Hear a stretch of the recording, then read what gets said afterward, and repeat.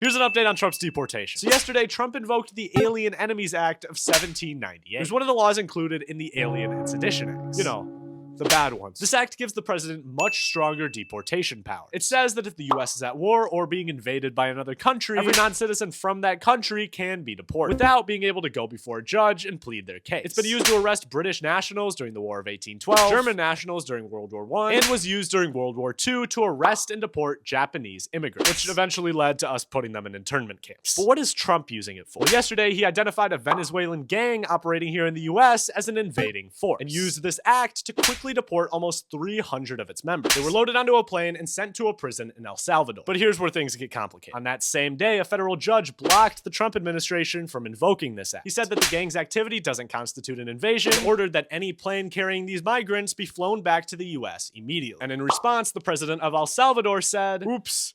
Too late." It's not clear what jurisdiction the courts have now that they're in El Salvador, but if it is found that Trump sent them there after the court order blocked him, then things start to get really messy. Here's what I think. It's very dangerous to start bypassing immigrants' rights in court. I'm not trying to protect these gang members or anything. I'm sure they absolutely should not be in the country anymore, but everyone should be able to go before a court and plead their case and have all the rights that someone being deported from the country should have. And if Trump is willing to use this act just 2 months into his term, what's to stop him from using it to bypass other immigrants' rights as well? I mean, we'll see what happens, but my hot take, we should not be using the Alien and Sedition Acts anymore.